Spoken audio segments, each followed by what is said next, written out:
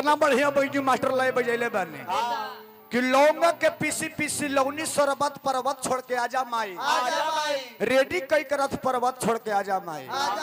बैंजू वाला के माने है रामदेव बाबा कि ब्याह जी माई के वंदना गा रहा है तो बैंजू वाला के माई के वंदना बजावे के चाहिए। ई न के ब्याह जी गावे के माई आई लाज के बचाई तले उधर के बैंजू वाला बजाते के महिषासुर के मारले बड़ी मैया हो अब पटना से चलता दवैया हो तो कहीं सब तो ठीक बारे लेकिन बैंजू वाला खत्म हो गई बा।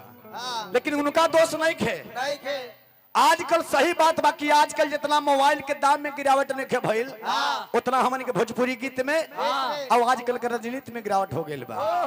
आजकल के राजनीति का हो गई बा चाचा जी। एगो विद्वान कहले बबुआ हो कि जहाँ बात बात पर हाथ चले उसको कहते हैं विधानसभा। जहाँ बात बात पर हाथ चले उसको कहते हैं विधानसभा। और जहाँ बात बात पर लाज चले उसको कहते हैं ग्राम सभा। और जहाँ एक आदमी बोले सबको सुने उसको कहते हैं शोक सभा। और जहाँ सबको बोले केहू न सुने उसी को कहते हैं आजकल लोकसभा। लोकसभा में ही हाल हो गई बा चाचा जी। वही प्रकार से हमन के भोजपुरी गीत हो गई बा। पहले के गायत्री ठाकुर जी के जमाना रहे, विष्णु झा जी के जमाना रहे, वो घड़ी सलील गीत गवाते रहे। वो घड़ी गीत गवाते रहे कि अपना माई बहन बेटी के सामने गाना बजा के सुने के क्षमता रहता रहा। आज खेसारी के जमाना आ गई बा, टुनटुन यादव जी के जमाना आ गई बा। आजकल के कलाकार रुपया कमाई खातिर देवी देवता के छोड़ता नहीं खे। पहले सावन में गीत आता था रामदेव बाबा। चाचा जी हेलो हला मत कीजिए। पहले सावन में गीत आता था कि बोल बम का नारा है बाबा एक सहारा है। तो लोग कहीं नारे सावन आगे बहुत अच्छा गीत बजाता। लेकिन आजकल सावन में गीत का आता है। खड़ी हो एगो इंसान सामने में हम आशीष यादव जी के गीत सुनने बानी। लड़का कहा था रे पगली अरे सुन गेला भारावा अरे चाहिए देवा घरवा ना जा रही बहुगे कुछ दिनिया पाना बिहार में। तो लड़किया कहतिया का करब अरे भरोसा बन गंजावा पी के सूतल रहबोगे भोले बाबा के दरबार में। देखिए ये भी सामने के गीत था, पहले भी सामने के गीत था। पहले दशहरा में गीत आता था कि तेरे दर पे ओए मरी मैया तेरे दीवाने आए हैं। भर दे झोली मैया भोली बिगड़ी बनाने आए हैं। लेकिन आजकल दशहरा में पंडाल में कौन गीत बजता है? अरे नवमी में कमी का हो लोगे सोनमा फोनवा कहले का कमी होला जो मिस कॉल मार देले। पहले के गीत में आजकल के गीत में अंतर हो गया है।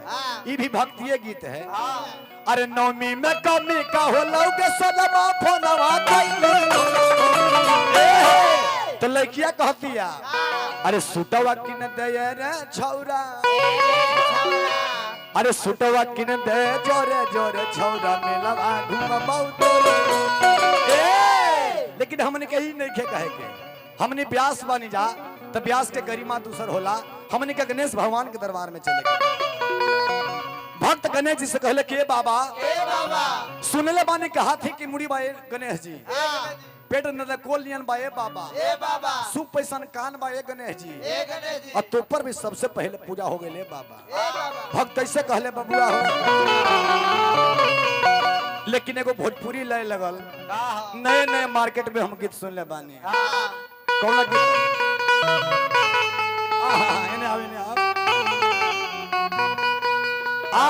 मेहरारू कहा तके सखिया अरे भलमा कदर न जाने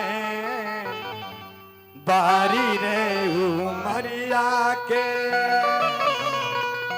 अरे कबले जोगा के राखी आहो कबले जोगा के राखी कोमला शरीरिया के अरे बलमा कदर न जाने ला बारी रे मरिया के लय के सहारे गणेश भगवान से सुमरन गा लेवे के मारा फर्स्ट बाबू बा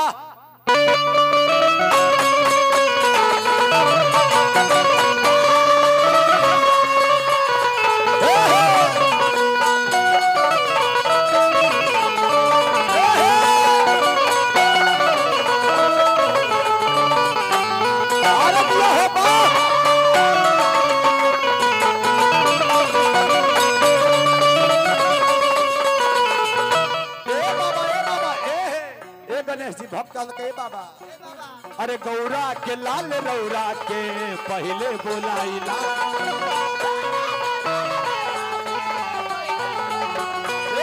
अरे गौरा के लाल रौरा के पहले बुलाइला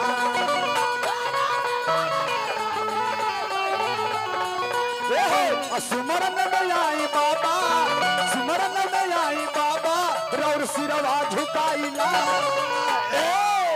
ओह गौरा गौरा के लाल रौरा के पहले बुलाइला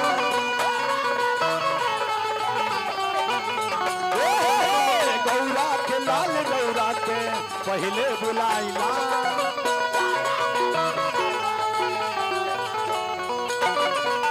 ना छपर ना छानी सब काहे भरदा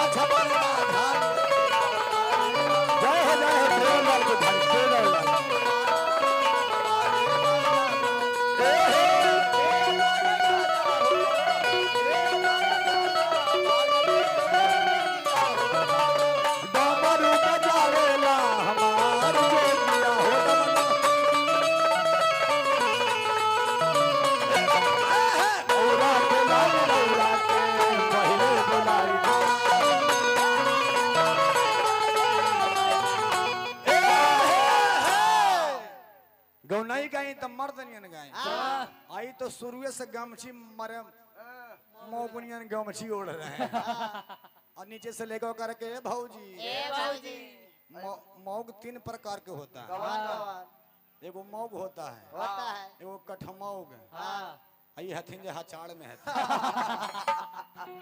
भक्ति भजन दिल से करे के अब मंदिर में जाइएगा कहे माई खुश हो जा माई तो शंकर जी कहते कि ले हमरा एगो मौक भक्त आ गए मर्द ने के बाबा तो हर दरबार में आइल बनी गणेश जी अरे एक दंत दाया बंदा चरभुज धारी माथे मुकुट शोभे मुस्के सवार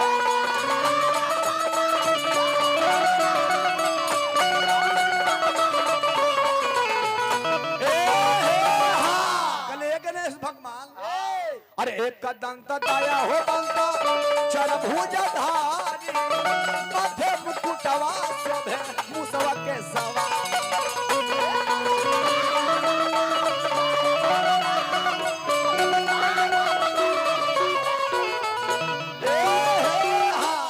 अरे चरना मनाई बाबा रौर नम गोहराइला गौरा गौरा के लाल रौरा के पहले बोला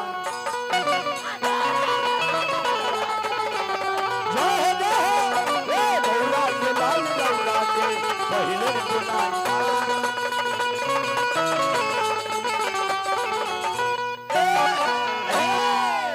अब एगो अंत में हनुमान जी की वंदना कर देता नहीं।